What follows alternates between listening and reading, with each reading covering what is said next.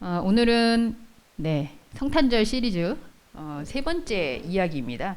그래서 오늘의 탄생에 대해서 제가 바이블 스토리텔링으로 같이 여러분들과 하고 있는데 세 번째 시간입니다. 첫 번째 했던 인물 기억나세요, 여러분? 첫 인물? 네, 욥이었어요. 그래서 욥은 마지막 부분에 반전이 욥이 죽었더라. 그렇게 해서 끝나는 이야기로 탄생의 이야기였는데 죽었더라 하는 걸로 끝냈고요. 거리가 한 2m 이상 되는 것 같으니까 제가 영상에 있는 분들을 위해서 조금 풀고 시작을 해보도록 하죠.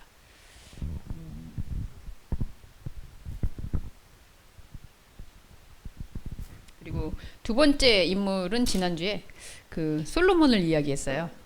기억나시죠? 솔로몬의 이름이 뭐였다고 했죠? 샬롬. 네. 그래서 전혀 샬롬하지 않은 사람의 그 샬롬 이야기. 그래서 평강의 왕이라는 예수의 이름과 같은 이름을 가지고 있었던 그 솔로몬의 이야기였고, 오늘은 사실 글쎄요, 제가 여러분과 만나서 10년 동안 설교하면서 이사야를 주제로 했던 적이 아마 그 본문을 이렇게 뽑아서 했던 적은 있을 것 같은데 거의 저도 기억이 없어요.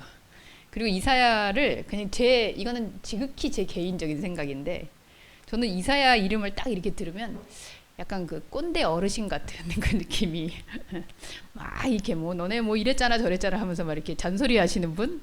네, 그래서 뭐 정말 거룩한 예언입니다만 이 예언서라는 게 말이 예언서지 이렇게 들어보면 되게 듣기 싫은 말만 막 이렇게 계속하는 좀 그런 분이어서 사실 이분을 선택하고 싶지는 않았는데, 네, 문득 하다가 그래 왜냐면 우리가 나중에 이제 본문에 나오겠지만 그 성탄의 메시지를 할 때 그리스도의 예표를 가장 정확하게 얘기하고 있는 문구를 대부분 구약 성경의 이사야서에서 인용을 하거든요. 그래서 그 부분에 대해서 한번은 짚고 가는 게 좋겠다 해서 오늘은 이사야를 선택을 했습니다. 그래서 여러분과 성경을 좀 보면서 본문이 1장부터 6장 이러니까 이거 전체 다 읽을 수 없잖아요. 그래서 제가 여기 표시하기도 좀 어려워서 오늘은 여러분과 인터넷에 있는 성경을 좀 같이 제가 보면서 하면 좋겠다라는 생각이 들었습니다. 그래서 제가 이렇게 지금 화면에 보시는 분들은 같이 지금 성경이 뜨는지 모르겠어요. 잠깐만요. 제가 공유를 해야지 뜨는 건지. 이영자 권사님 혹시 성경이 뜨고 있나요? 목소리가 안 들리는데 뜨면은 오케이 소리를 한번. 네, 오케이. 네, 성경 인터넷에 있는 게 뜹니다. 자, 그래서 여기 있는 성경을 제가 같이 보면서 여러분하고 얘기를 나누도록 하겠습니다. 1장부터 5장까지 본문이 있고요. 그리고 6장을 좀 따로 볼 텐데요. 1장 1절 하고 제가 6장의 1절을 한번 보도록 하죠. 1장의 6절은 유다 왕 우시야와 요담과 아하스와 히스기야 시대에 아모스의 아들 이사야가 유다와 예루살렘에 관하여 본 계시라, 이렇게 시작이 됩니다. 그리고 6장으로 넘어가 보면요. 6장에서 보면 우시야 왕이 죽던 해에 내가 본즉 주께서 높이 들린 보좌에 앉으셨는데 그의 옷자락은 성전에 가득하였다. 이렇게 배경이 시작이 됩니다. 자, 이사야 요 이야기를 하기 전에 이사야에 대한 힌트를 좀 드리려고 하는데요. 이사야가 어떤 심정으로 이제 이 이사야를 기록하게 됐냐. 여기 중에서 우리 멤버들, 우리 유진이만 국내파고 나머지 다 해외파시네요. 네. 우리 혜민이는 몇 살 때 해외를 갔죠? 7살 때. 7살 때 가서 한국말 여기서 하다가 처음에 가서 외국어 했을 거 아니에요. 말이 통했나요? 7살이면 오히려 통할 수도 있을 것 같아. 그냥 잘한다는 얘기. 그래서 그냥 가자마자 그냥 애들하고 얘기하고. 네. 이런 사람들이 한국에 다시 오면 이게 말하기가 되게 어려워. 이것도 아닌 저것도 아닌. 우리 주유는 독일에 갔을 텐데 어떻게 말이 처음부터 좀 잘 통했어요? 안 통할 때가 어떤 생각이 들었어요?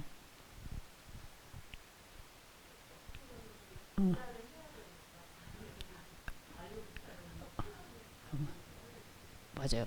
근데 그래도 음악을 하던 사람들은 이 악기가 그래도 악기 연주를 하는 거니까 그래도 다른 통로가 있잖아요. 표현을 할 수 있는. 그러니까 내 실력을 말로 보여주는 게 아니고 악기를 일단 연주하면 아, 이 사람이 연주를 이렇게 하는구나 이렇게 볼 수 있는데 이제 언어를 먹고 살던 저는 그쵸 글 쓰고 말하고 이런 걸로 이제 먹고 살다가 캐나다 처음 가서 제가 그때 언젠가도 한번 얘기했을 텐데 제일 자괴감이 들었던 건 이제 KFC에 가서 치킨을 한 쪽 시키는데 가서 딱 그림을 보고 1번 이렇게 해서 제가 넘버 1 이렇게 했는데 그쪽에서 대답이 팔든 하는 그 질문이었어요. 나는 태어나서 처음 듣는 단어였어요. 우리나라에서는 아무리 교과에서 해서 영어를 그 배웠어도 파든이라는 단어를 나는 이게 어디서 나오는 그래서 그 순간 그냥 너 땡큐 이러고선 그냥 나왔어요. 그러면서 치킨을 못 먹고 가는 나의 이 모습을 보면서 아 내가 이렇게 이 치킨 하나를 못 먹는 인간이었던가 이제 이런 생각이 드는 거죠. 그래서 너무 괴롭기도 하고 그런 부분에 잠깐만요. 제가 이거를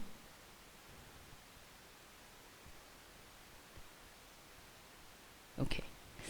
그래서 그런 마음을 가지고 있다가 야 여기서 내가 어떻게 살아갈 수 있을까 그런 생각에 약간 우울증이 오더라고요. 그 전까지 내가 했던 것들이 다 무엇이며 근데 의외로 거기 신학 공부하러 온 유학생들을 보면 막 토플 토익이 거의 만점에 가까운 분들도 굉장히 많았어요. 근데 막상 수업을 들으려니 아무것도 안 들리더라. 그래서 이제 자괴감을 느끼는. 자, 제가 이사야를 얘기하면서 왜 이런 이야기를 할까? 여러분 1장에서 5장까지의 이 이사야를 보면 우리가 아는 대로 정말 그 선지자의 위용을 가진 이사야가 1장부터 5장까지 이제 쫙 하나님으로부터 계시를 받은 말씀을 막 전해요. 그래서 저도 요번에 다시 읽기 전까진 아 이사야는 처음부터 하나님이 선택을 해서 이렇게 계시를 보여주고 선지자를 했었구나 이렇게 저도 그냥 머릿속에 입력이 되어 있었는데 근데 좀 독특한 지점이 있더라고요. 어떤 지점인지 자 유다 왕 우시야와 요담과 아하스와 히스기야 시대의 아모스의 아들 이사야가 유다와 예루살렘에 관하여 본 계시다. 자 여기 왕 이름이 줄줄이 등장하죠.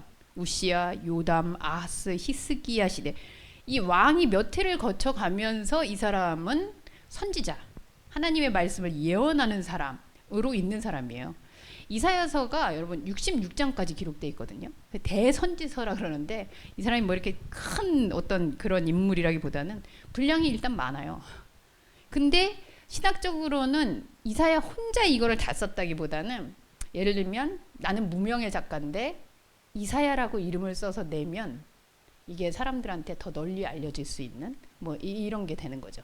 그런 부분들까지 다 포함해서 사실은 이사야다. 그러니까 이사야의 멍성과 이사야의 예언에 대한 어떤 그런 지점이 굉장히 독보적이었다라고 볼 수 있을 것 같아요. 그래서 첫 절부터 자, 나 이런 이사야인데 하늘이여 들으라, 땅이여 귀를 기울여라. 그러면서 예언을 막 쏟아내요. 근데 이제 예언이 뭐 아시겠지만 제가 왜 꼰대라고 했는지 아시겠지만 16절 여기 보면 뭐 너희 악행 버려라 너희 뭐 잘못하고 있다 그러면서 이거를 항목별로 하나님이 분노해 있고 이 이스라엘과 유대가 잘못하고 있는 거를 낱낱이 다 이제 하나님의 이름으로 계시를 합니다. 그래서 너희가 순종하면 땅에 아름다운 소선을 먹을 건데 순종 안 해서 니네들이 지금 이 모양 이 꼴이다 이러면서 그래서 소위 말하면 내가 하나님을 알고 있는 자인데 하나님한테 더 잘하지 못함으로 인해서 우리가 이렇게 어려운 시기를 겪고 있다. 뭐 소위 예를 들면 이 시대에 얘기하자면 하나님한테 악행을 너무 많이 해서 하나님이 이 세상을 심판하려고 이렇게 코로나를 통해서 이렇게 주는 거다. 이제 이래버리면 기독교인이 아니었던 사람은 하나님을 몰라서 그렇게 된 거고 하나님을 믿고 있던 사람인데 코로나에 걸리면 어떻게 되는 거죠? 뭔가 죄 지은 게 있어서 그런 거고 하여튼 뭐 이러니 저러니 다 걸리는 거예요. 그래서 이 당시에 유대와 이스라엘을 향해서 가감없는 심판의 계시 이건 하나님이 나에게 말씀해 줬어. 근데 뭐 여러분도 봐도 알잖아요. 이 세상이 정말 죄가 가득해 이러면서 하나님 믿지 않는 이 세상들이 정말 어떻게 이런지 몰라 하고 뭐 우리도 얼마나든지 얘기한단 말이죠. 그래서 이사야가 하나님을 믿는 신앙을 가지고 있는 사람으로서 이렇게 얘기를 해요. 그게 장장 1장부터 시작해가지고 5장에 이르기까지 변함없이 쫙 얘기를 합니다. 마치 요한계시록의 계시록을 막 쫙 얘기하면서 그 멸망의 날들을 묘사하듯이. 그래서 여기 보면은 대저 만군의 여호와의 날이 12절 볼까요? 모든 교만한 자, 거만한 자, 자고한 자에게 이 말이니 그들이 낮아진다. 자, 이러면 여기에 해당하지 않는 사람들은 그래 저것들 빨리 끌어내려와야 돼. 우리가 요즘 정치인들 보면서 갖는 마음이죠. 그런데 거기에 해당하는 사람들은 그래 이것들 이러면서 모두가 다 여기에 프레임에 걸려 있는 거예요. 그래서 서로 이것에 대해서 누가 잘못했다 못했다 하면서 계속 이야기를 합니다. 우상들 있는데 이런 것들을 하나님이 다 쳐부실 거다. 자, 여러분 이렇게 이사야가 이야기를 해요. 그런데 이 이사야가 얘기하고 있는 이 시대의 악행, 이 시대에 하나님한테 제대로 믿음을 갖지 못하는 백성들의 모습, 이 모습이 이때만 그랬을까요? 이때만?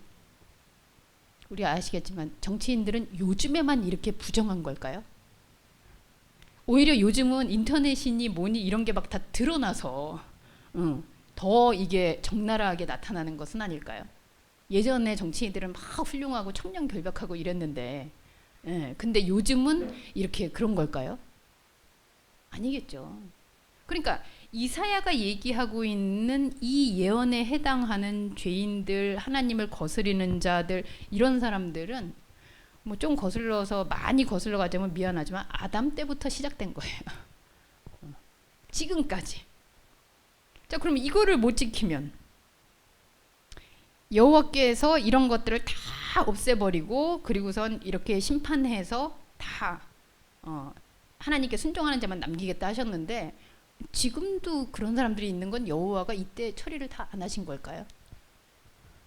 여러분은 어떻게 생각하세요? 이사야 때 이렇게 선언해서 이거는 그 우리나라가 아니고 이스라엘에 있던 일이니까 그런 걸까요? 한국은 아직 처리가 안 돼서 그런 걸까요? 이렇게 5장까지 이사야가 끊임없이 하나님의 예언을 소위 말하면 대언하면서 말씀의 사도로서 이야기를 합니다. 뭐 4장, 5장 가볼까요? 5장도 마찬가지예요. 여기 보면 좋은 얘기 하는 듯한데 이것도 하나님이 심판한다, 판단한다, 너 잘못했다, 너 여기에서 이런 식으로 가면은 그러다가 이제 끝난다, 망한다 이런 얘기 하고요. 그리고 하나님한테 잘하고 선하게 하면 하나님이 복 주신다.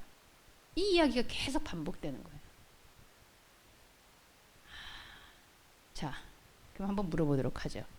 우리 유진님, 어떻게 1장에서 5장 예언을 쫙 들었을 때 본인은 지금 어디에 속해 있는 것 같아요? 축복을 받고 있는 사랑스러운 자녀? 아니 우리 웅님은 좀 이렇게 고저가 있죠. 이렇게 올라갔다가 내려왔다. 오늘은 선했다가 또 잠깐 그러면 또 이렇게 좀 내려왔다. 요즘은 그래도 뭐 아주 양호해요.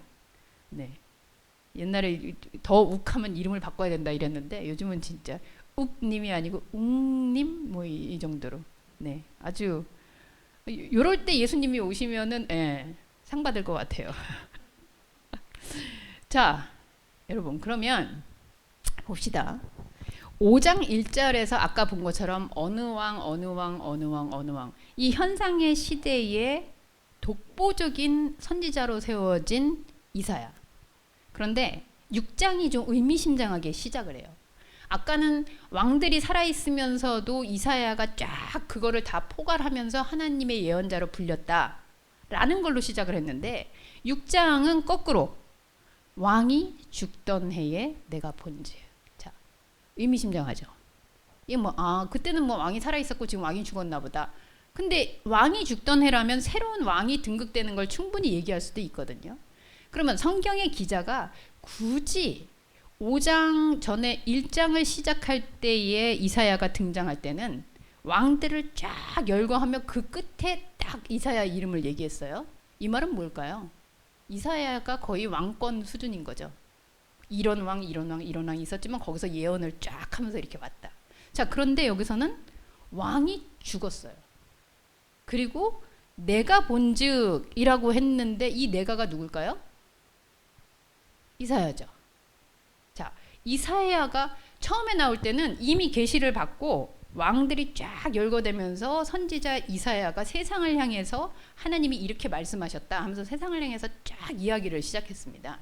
근데 6장에 들어와서는 조금 양상이 다르게 왕이 죽었어요. 왕은 없어요. 그러니까 이사야의 이 왕적인 어떤 모습들이 끝났다는 거죠. 그리고 내가 봤는데 주께서 높인 들림 보좌에 앉으셨고 성전이 가득해요. 자, 여기서부터는 좀 읽을 필요가 있습니다. 그래서 2절부터 제가 한번 읽어볼게요. 이사야가 본 광경이에요. 스랍들이 천사들이 모시고 섰는데 각기 6 날개가 있어 그 둘로는 자기의 얼굴을 가리었고 그 둘로는 자기의 발을 가리었고 그 둘로는 날며 서로 불러 이르되 거룩하다 거룩하다 거룩하다 만군의 여호와여 그의 영광이 땅에 충만하도다 하더라. 이와 같이 화답하는 자의 소리로 말미암아 문지방의 터가 요동하며 성전에 연기가 충만한지라. 그때에 내가, 이사야가 말하는 거예요. 내가 말하되 나여 화로다 나여 망하게 되었도다. 나는 입술이 부정한 사람이요 나는 입술이 부정한 백성 중에 거주하면서 만군의 여호와이신 왕을 배웠음이로다 하였더라. 그때 그 스랍 중에 하나가 부젓가락, 이 불에다가 그 지진 거를 가져와 가지고 제단에서 집은 바 핀숯을 손에 가지고 내게 날아와서 그것을 내 입술에 대며 이르되 보라 이것이 네 입에 닿았으니 네 악이 제하여졌고 네 죄가 사하여졌느니라 하더라. 자, 여러분, 제가 1장에서 5장의 이야기를 좀 장황하게 했습니다. 예.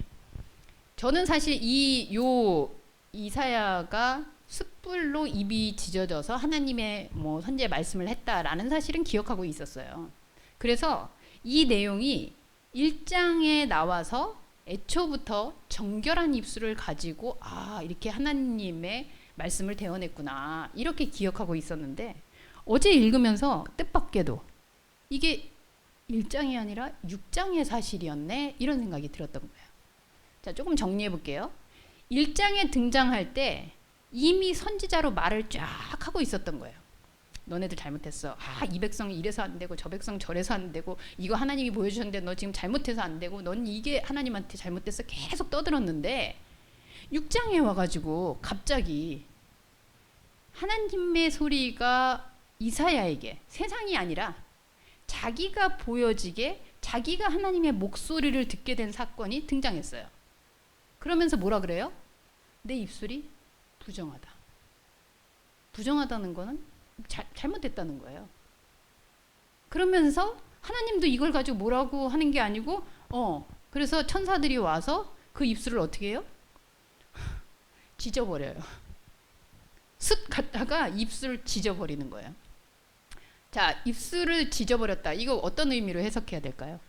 우리 지훈. 하나님이 입술을 지져버렸어요. 네, 지지면서 네 죄가 사해졌다. 이렇게 얘기해요. 어떤 느낌이었을까요? 입술을 왜 지질까요? 그렇죠. 여러분 성경 기억하시죠? 이에는 이, 눈에는 눈. 하나님 아주 정확해요.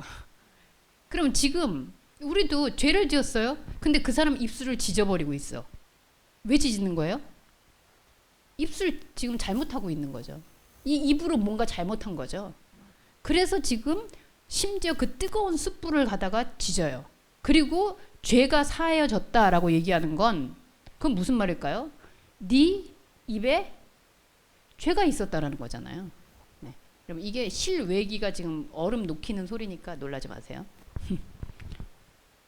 자, 그러면 1절에서 5장까지 그렇게 하나님의 계시라고 생각하고 막 떠들었는데 6장에 와서 하나님의 부르심을 받고 다시 입술이 지져졌다면 한번 질문을 드리죠. 1장에서 5절까지 한 말은 죄인일 때, 입이 부정할 때 한 얘기일까요? 입이 깨끗해진다면 한 얘기일까요? 예. 만약에 이 앞에서 한 예언들이 하나님의 언어고 하나님이 시키는 말이었다면 하나님이 박수를 쳐줘야죠. 그래, 너는 이렇게 나를 위하여 정직하게 얘기하고 말을 하고 예언을 전했으니 내가 너를 선택하여서 앞으로도 계속해서 예언자로 쓰겠다. 이렇게 임명이 돼야죠.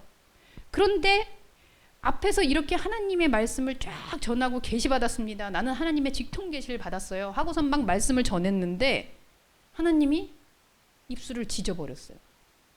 앞에서 한 얘기들이 뭐라는 거예요? 아니라는 거죠. 죄송합니다, 이사야 씨. 네.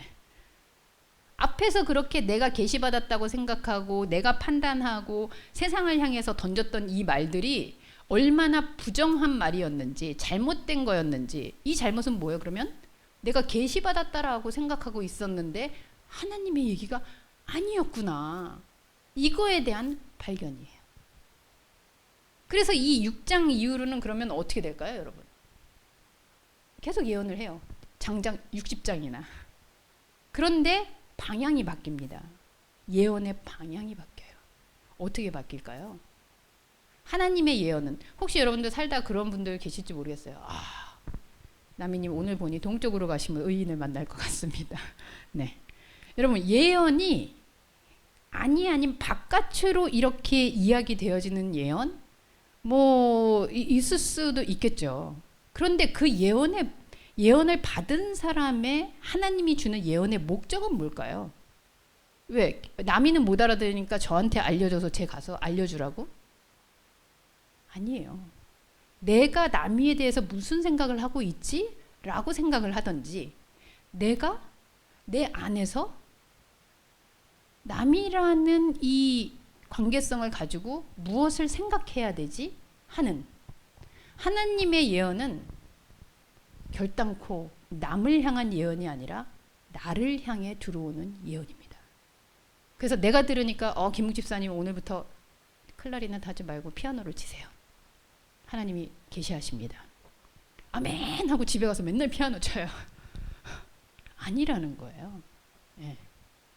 예언은 언제나 하나님의 말씀, 이 말씀의 천사들은 내가 보니, 내가 목소리를 들어보니 하고 내 안으로 들어오는 거예요. 그럴 때 하나님은 내가 안으로 듣지 않고 밖으로 계속 계시를 이야기하고 있을 때 하나님은 어떻게 하시냐? 죄송합니다. 입술을 조심하세요. 입술이 짖어지는 거예요.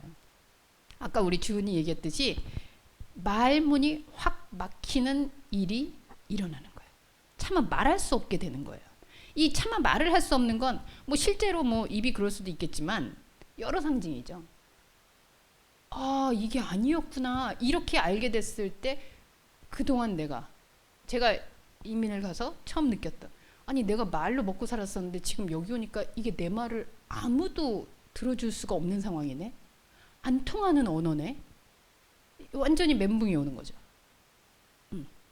그러면서 이사야가 그 이후에 하는 그런 예언은 5장에서 했던 예언과 무엇이 다를까라고 했을 때 이제 자기의 고백적인 이야기들이 예언이 돼요. 이래라 저래라가 아니고 이제 입술이 막혀버렸어요. 그러면 이게 상징 언어이든 실제적으로 하나님이 그렇게 하시든 말문이 턱 막혔고 더 이상 말을 할 수 없게 되니까 어떻게 돼요? 듣는 거죠. 그 듣는 말이 어디로 전해져요? 내 안에서 계속해서 들려지는 거예요. 그러면서 진짜 이사야는 선지자가 됩니다. 자기 백성을, 자기 안에 있는 세계에 대한. 자, 그런데 여기서 우리가 말씀을 조금 더 읽어볼 이야기가 있어요. 조금 이해가 안 될 수 있는 부분이 있어서 8절에 보면 내가 또 주의 목소리를 들으니 주께서 이르시되 내가 누구를 보내며 누가 우리를 위해 갈고 하니 그때에 내가 이르러 내가 여기 있습니다. 나를 보내소서. 자, 이미 5장까지 봤을 때 이사야는 자기가 예언자고 하나님이 유대와 이스라엘 위해서 예언하도록 부르셨다는 걸 확신하는 사람이었어요. 근데 하나님이 여기서 내가 누굴 보내야 되지? 이 말은 그동안 자기가 착각했던 거죠. 자기는 보내심을 받았다고 생각했고 하나님의 계시를 가지고 세상에 말하고 있었다고 생각하는데 이제 부정한 걸 알게 되고 그 목소리를 나를 향한 목소리로 듣게 되니까 그러면 여기서 누구를 보내며 우리를 위하여 누구를 또 누가 어디로 가는 걸까라고 생각하면 이제 가는 방향이 달라졌겠죠. 그랬더니 이사야가 제가 가겠습니다. 그리고선 어디로 가요? 세상으로 가지 않아요. 이제부터는 여호와께서 이르시되 이렇게 얘기하시거든요. 가서 이 백성에게 이르기를 너희가 듣기는 들어도 깨닫지 못할 것이요 보기는 보아도 알지 못할 것이다. 이 백성의 마음을 둔하게 하며 그들의 귀가 막히고 그들의 눈이 감기게 하라. 염려하건대 그들이 눈으로 보고 귀로 듣고 마음으로 깨닫고 다시 돌아와 고침을 받을까 하노라 하시기로. 여러분 하나님이 이렇게 못된 분이에요. 그렇죠?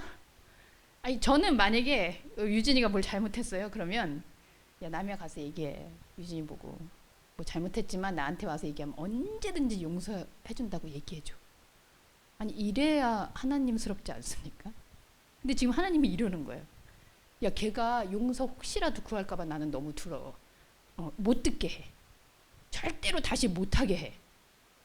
절대로 보고 있어도 못 본 것처럼 되고.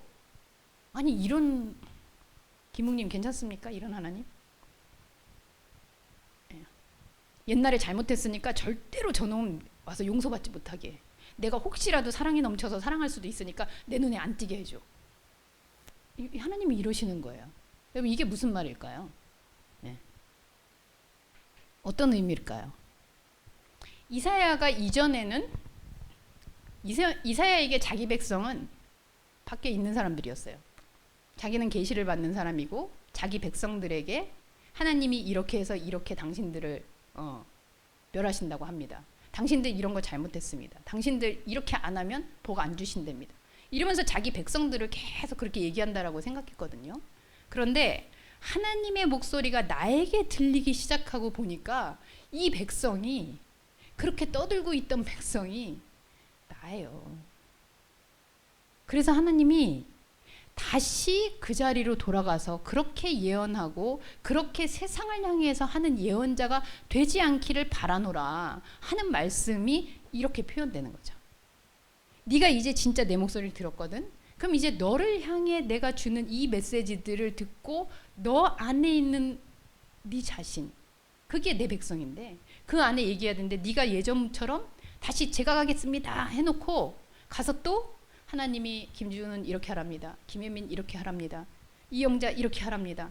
하면서 이렇게 예언할까봐 내가 두렵다. 그게 아니다. 라고 교정해 주시는 거라는 거죠. 하나님 그렇게 못된 분이 아니에요, 여러분. 그래서 이런 말씀 듣고 용서의 기회도 없는 거야? 가 아니라 하나님은 다시 우리가 현상의 차원에서 현상의 차원으로 해석했던 하나님을 다시 대하지 않기를 바라는 거죠. 이제 차원이 달라졌거든요. 그리고 내가 입술로 떠들던 그 예언의 하나님이 아니라 내가 입술이 없어지고 입이 없어져도 심지어 바울은 눈이 없어졌었잖아요. 맹인이 됐었잖아요. 다메섹에서. 왜냐하면 이게 참 하나님이 조금 뒤끝은 있어요. 왜냐하면 눈으로 보면서 끊임없이 추적했던 사람은 눈을 감겨요. 그래서 예수님도 얘기했죠. 손이 잘못하거나 손을 잘라버려라. 그랬는데 이사야가 말로 계속 그러니까 입을 태워버렸어요. 그게 예수님 말씀이에요. 그것 때문에 부정해져서 하나님을 만나지 못하거든. 그걸 멈춰라. 그래서 그렇게 멈추고 방향이 완전히 바뀌어진 거죠. 여러분 이해가 되십니까? 이사야가 사실은 내가 그 왕들한테도 내가 이렇게 계시를 했던 하나님의 선지자였어. 하나님이 나한테 계시 줘서 정말 너네들 이렇게 안 하면 너네 다 싹 쓸어버린대. 이렇게 예언하고 있던 하나님은 이사야 자신의 바라는 하나님이에요. 그건 하나님이 아니에요. 내가 원하는 하나님이에요. 왜 분노했는지 모르겠으나 뭐 왕들이 자기 말 안 들었겠죠. 어쨌든 그런데 하나님이 나를 향해 말씀을 오시는 거구나. 그러면서 말이 턱 막혀서 더 이상 말을 하지 못하게 되자 내 상태가 어떠했는지를 이제 알게 되는 거예요. 그게 정말 진정한 예언이에요. 그래서 예언은 밖으로 나가는 예언은 없습니다. 나를 향해 침투해 오는 하나님의 음성이에요. 그래서 혹시 여러분들이 예언을 받아서 내 보니까 꿈에 보니까 이렇게 하시랍니다. 그러면 이게 나한테 무슨 의미지? 이렇게 생각하시면 돼요. 그래서 이사야가 이렇게 바뀐 다음에 이야기를 합니다. 뭐라고? 여기 보면 내가 이르되 주여 어느 때까지니까 하였더니 주께서 대답하시되 11절입니다. 성읍들은 황폐하게 주민이 없으며 가옥에서는 사람이 없고 이 토지는 황폐하게 되며 여호와께서 사람들을 멀리 옮기셔서 이 땅 가운데 황폐한 곳이 많을 때까지니라. 그 중에 10분의 1이 아직 남아있을지라도 이것도 황폐하게 될 것이니 밤나무와 상수리 나무가 배임을 당하여도 그 그루터기는 남아있을 것 같이 거룩한 씨가 이 땅에 그루터기니라 하시더라. 자, 이 말 들으면 아까 네가 다시 그렇게 돼가지고 돌아올까봐 난 걱정돼. 그래서 그럼 제가 언제까지 이렇게 돼야 돼요? 그랬더니 씨가 말릴 때까지. 너에게서 현상에 있는 하나님의 세계로 하나님을 만들고 이야기하고 하는 이게 없어질 때까지. 자, 이 말은 무슨 말이에요, 여러분? 죽을 때까지. 그게 다 없어질 때까지. 그래서 나에게 하나님에 대한 세계와 하나님과 소통하는 세계, 하나님의 예언과 계시는 이 땅에 있는 게 하나도 없구나 라는 거를 인식하게 되는, 그거는 죽음이죠. 죽으면 아무것도 안 남잖아요, 현상이. 그 죽음을 인식하게 되는 그날까지.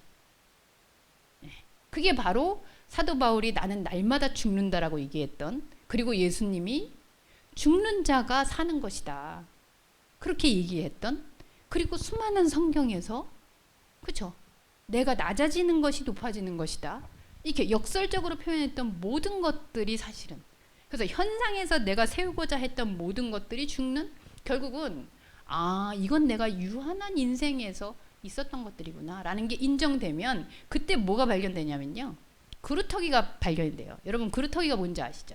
우리 시골에서 자란 우리 유진이, 그루터기가 뭡니까? 자르고 나서 거기 이렇게 남는 거죠. 그럼 그 그루터기는 용도가 뭐예요? 의자. 맞아요. 저도 어렸을 때 그루터기 보면 이렇게 앉아서 쉬어가거나 뭐 이랬던 기억나요. 그루터기는 더 이상 나무의 기능이 없어요. 근데 여기 보면 그루터기가 남아있는 것 같이 나무가 다 잘려나가고 다 죽은 것 같은데 그게 거룩한 씨가 되고 이 땅에 진짜 너가 살아가는, 네가 딛고 살아갈 터전이다. 고 그루터기가. 그럼 이죠, 이게 다 죽고, 아니 큰 나무를 해가지고 나한테 뭐 열매를 주던지 그래야지, 다 잘린 그루터기가 뭘? 이사야기에 있어서는 부직갱이로 이게 지져지지 않아도 이런 이야기가 들렸다는 사건이 입이 턱 막히는 일이에요. 그동안 자기가 하나님에 대해서 알고 선언했던 것은 하나님은 하는 대로 갚아주는 분이다. 내가 여기서 그래서 하나님께 열심히 봉사를 했으면 봉사의 상을, 내가 여기서 하나님께 큰 제사를 드렸으면 그 제사에 합당한 은혜를 하나님이 이렇게 해주시는 분인데 이게 다 없는 거였다고? 그리고 아무것도 안 보이는 그냥 의자 용도밖에 안 되는 그 그루터기가 내 터전이라고? 이게 바로 입이 턱 막히는 거야. 할 말이 없어지잖아요. 내가 기대했던, 내가 생각했던, 내가 원하는 하나님의 왕국의 도래는 이렇게 해서는 전혀 안 되는 일인데, 그럼 내가 그동안 해온 게 뭐지? 아무것도 못하네. 그러면서 말문이 턱 막힌 사건이 바로 이 부직갱으로 입이 찢어지는 사건이라는 거죠. 자, 이렇게 된 후에 이사야는 어떻게 됐을까요? 진정한 선지자가 됐으니까 우리한테 이렇게 전해지고 있지 않겠습니까? 그래서 66장을 이제 그 이후로 60장을 더 떠들게 되는데요. 거기에서 핵심, 우리가 잘 알고 있는, 뭐 이사야는 어떻게 보면 메시아 탄생의 뭐 그 전초전을 다 얘기해 줬다라고 해도 과언이 아닌데, 그 중에 대표적인 이야기 한번 짚고 가볼까요? 가물가물합니다. 43장인가요? 여기 지명하여 불렀나니 너는 내 것이라도 나오긴 하는데, 제가 원하는 거는 혹시 여러분 중에 알려주시면 좋을 것 같아요.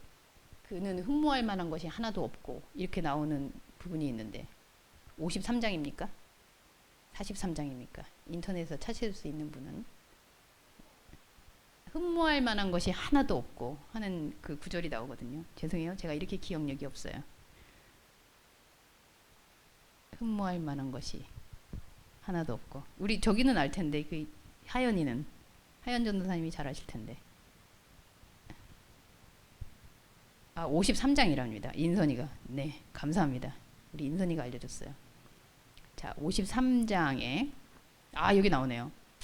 자, 우리가 전한 것을 누가 믿었더냐? 여호와의 팔이 누구에게 나타나느냐? 이게 이제 그 이후로 이사야가 자기 자신에게 계속 질문하면서 답하면서 하는 거예요. 그런데 아까 1장에서 5절까지는 여호와가 이 땅들을 다 어떻게 하시며 막 이 거창한 예언이었는데, 이사야가 내가 전한 것들이 정말 믿을 만한 건가? 여호와의 팔은 과연 어떤 구원으로 나타나지? 했는데 답이 이거예요. 그는 주 앞에서 자라나기를 연한 순 같고 마른 땅에서 나온 뿌리 같아서 고운 모양 없고 풍채도 없고 우리가 보기에도 흠모할 만한 것이 아름다울 만한 게 하나도 없고 심지어 그는 멸시를 받아 사람들에게 버림을 받고 간고를 많이 겪었으며 질고를 아는 자라. 마치 사람들이 그에게서 얼굴을 가리는 것 같이 멸시를 당하고 우리도 그를 귀하게 여기지 아니하였도다. 과거 시점이에요. 하나님의 세계, 하나님의 복음, 하나님의 그리스도, 나와 함께하는 하나님은 이렇게 나타나는데 내가 그걸 몰랐구나. 그게 이사야의 고백이에요. 그리고 이 이사야가 봤던 이 예수의 상징, 메시아의 모습은 우리에게도 그대로 나타나는 거죠.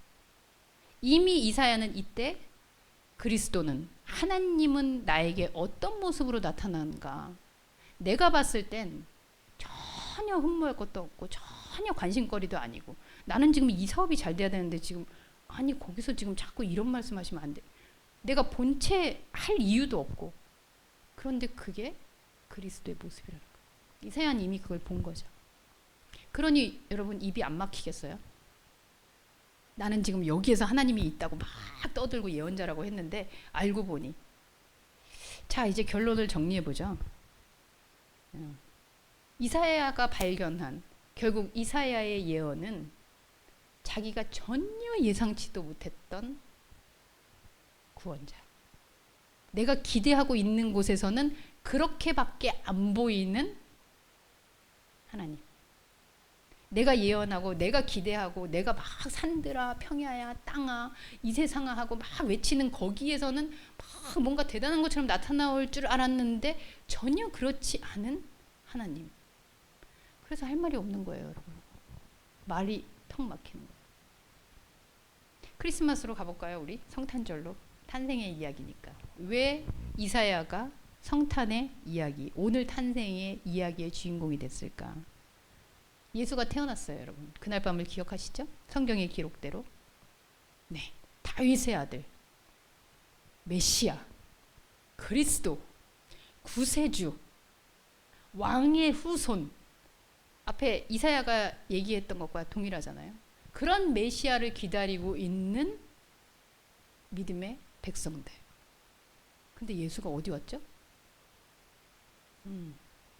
말 밥통에 동물, 사람 자는 것도 못 되고. 여러분 같으면 와 구주가 오셨어요 하고 나가서 떠들 수 있겠어요?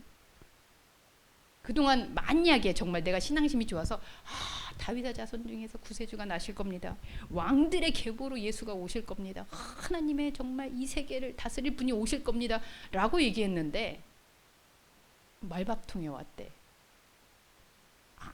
아무 말을 할 수가 없는 거예요. 그게 그리스도의 탄생이었어요, 여러분. 여러분이라면 어떻게 하실까요? 여러분에게 그리스도는 어떻게 나오는가? 그래서 예수는 우리로 하여금 항상 예상을 뛰어넘는 할 말이 없게 만드시는 분이세요. 그런데 아까 말씀드렸죠. 우리를 저주하거나 아니면 우리를 잘못되게 하거나 아니면 우리를 막 이렇게 시험에 들어가지고 걸리에 넘어지게 그런 게 아니라 그런 세계에 더 이상 있지 않도록 하기 위해서 예수가 왕으로 오지 않았다는 사실은 사실 바닥에서부터 심지어 말밥통에 오신 구세주를 못 만날 사람은 누가 될까요? 왕으로 왔다면 못 만날 사람이 수두룩하겠죠. 그런데 말밥통에 온 사람을 그래서 처음에 만난 사람들이 양 지키는 사람들이었잖아요. 네. 제약이 전혀 없이 오신다는 거예요. 그런데 예언이라는 이름으로 하나님의 계시라는 이름으로 하나님의 뜻이라는 이름으로 계속해서 장벽을 만들고 있는 이 종교의 사회에 이사야는 자기 모습을 발견한 겁니다. 아, 내가 기대하던 예수, 내가 기대하던 메시아, 복음, 하나님의 심판, 이건 다 내가 원하는 거였구나. 그래서 하나님, 제 입이 너무 부정했습니다. 어디까지? 죽을 때까지. 조금 미안한 얘기인데요. 이사야를 어떤 면에서는 세례 요한에 비유하기도 하거든요. 광야에서 외치는 소리라고 얘기하고. 저는 좀 의문이었어요. 왜 세례 요한은 그렇게 맥없이 죽었어야 될까? 이사야의 메시지는 이렇게 길게 남는데 세례 요한은 예수를 발견했어요. 그리고 자기가 얘기하던 것과 다르다는 걸 인식했습니다. 그런데 말하기를 멈추지 않았어요. 왕한테 가서도 예언하고 사람들한테 가서도 광야에 비록 있지만 영향력을 행사하고 제자들을 막 얘기하고, 그래서 아주 단호하게 왕 앞에서도 그냥 할 말 다 하고. 근데 예수님이 나중에 너무 이렇게 얘기하시거든요. 민망하게. 세상에서 저보다 작은 자가 없다. 핀잔하시는 게 아니고요. 이사야의 대리자였다면 사실 예수를 만나는 순간 자기는 아무 말도 할 수 없구나 라고 생각되었으면 저는 역사가 바뀌지 않았을까. 세례 요한의 역사가. 하나님 앞에서 저는 하나님을 만났습니다. 하나님을 알게 됐습니다. 그렇다면 우리는 어떤 모습일까요? 할 말이 없어지는 거예요, 여러분. 내가 만약에 하나님에 대해서 내 현상에서 일어난 일과 너무나 짝이 잘 맞고 있다면 여러분 의심하세요. 내가 예상한 대로 하나님이 나타나고, 내가 예상하는 대로 저 사람이 잘못되고, 내가 예상하는 대로 얘기했는데 저 사람이 그대로 되고, 여러분 의심하세요. 하나님은 정말 상상을 줘요. 뭘 해도 상상 그 이상의 우리의 입을 막게 하십니다. 왜? 우리가 입으로 하나님을 얘기할까 봐. 그건 가짜이기 때문에. 이사야의 이야기를 보면서 오늘 그리스도의 탄생이 우리에게 주는 세 번째 메시지. 첫 번째는 욥이 죽었더라. 두 번째는 솔로몬이 그렇게 평화롭지 못한 평화의 왕이었더라. 이사야가 전혀 다른 것을 전하는 예언자였더라. 그리스도의 나심이 아니었다면 이것들은 그대로 있었을 것들인데 예수의 나심으로 인해서 이 사실을 우리가 지금 알고 고백한다는 이 기적 앞에 말문이 턱 막히는 우리 모두가 될 수 있기를 소망합니다. 기도하겠습니다. 하나님, 위대한 선지자를 이야기하면서 감히 입술에 지짐을 당한 자라고 이야기합니다. 하나님은 정말 자애롭고 따뜻하고 사랑이 많으신 분이라고 생각했는데 가차없이 내 입술로 입술의 하나님을 이야기할 때 그것은 내가 아니다. 그리고 나는 내가 아닌 것에 평생을 바치면서 그렇게 있지 않기를 바란다. 하나님의 두려움은 내가 죽을까? 내가 다른 사람한테 잘 못할까? 이런 것도 아니고 다른 하나님 안에서 하나님이라고 믿고 살고 있을까 봐. 하나님이 두렵다라는 표현을 하십니다. 하나님의 그 두려움이 우리의 두려움이 되어서 말문이 턱 막히고 할 말이 없어지고 내 예상을 늘 넘어서지만 그러나 그것이 그리스도의 나심의 탄생의 실제였다는 것을 기억하는 저희들이 되게 하여 주옵소서. 예수님의 이름으로 기도합니다. 아멘.